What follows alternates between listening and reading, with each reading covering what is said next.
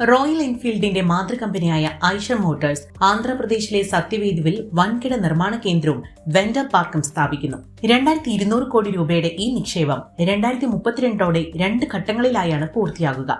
പ്രതിവർഷം 1.46 ദശലക്ഷം യൂണിറ്റുകൾ ഉൽപാദന ശേഷിയുള്ള കമ്പനി പുതിയ പ്ലാന്റിലൂടെ 9 ലക്ഷം യൂണിറ്റുകൾ കൂടി അധികമായി വിപണിയിലെത്തിക്കാൻ ലക്ഷ്യമിടുന്നു. നിലവിൽ ഇടത്തരം മോട്ടോർ സൈക്കിൾ വിപണിയുടെ 88% കൈക്കലാക്കിയിട്ടുള്ള റോയൽ എൻഫീൽഡ് തങ്ങളുടെ ആധിപത്യം കൂടുതൽ ശക്തമാക്കുന്നതിന് ഭാഗമായാണ് ഈ വിപുലീകരണം നടത്തുന്നത്. 2026 മെയ് മാസത്തെ കണക്കനുസരിച്ച് ഏകദേശം 2.01 ട്രില്യൺ രൂപ വിപണി മൂല്യമുള്ള ഐഷർ മോട്ടോഴ്സ് ഓട്ടോമൊബൈൽ രംഗത്തെ പ്രീമിയം ബ്രാൻഡായാണ് അറിയപ്പെടുന്നത്.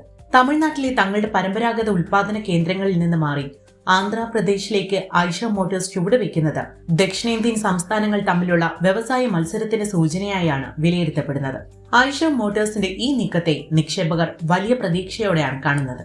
ബജാജ് ഓട്ടോ പോലുള്ള പ്രമുഖ കമ്പനികളെക്കാൾ ഉയർന്ന PE അനുപാതത്തിൽ വ്യാപാരം നടത്തുന്ന ഐഷർ മോട്ടോഴ്സിന് വിപണിയിൽ മികച്ച മൂല്യമാണുള്ളത്.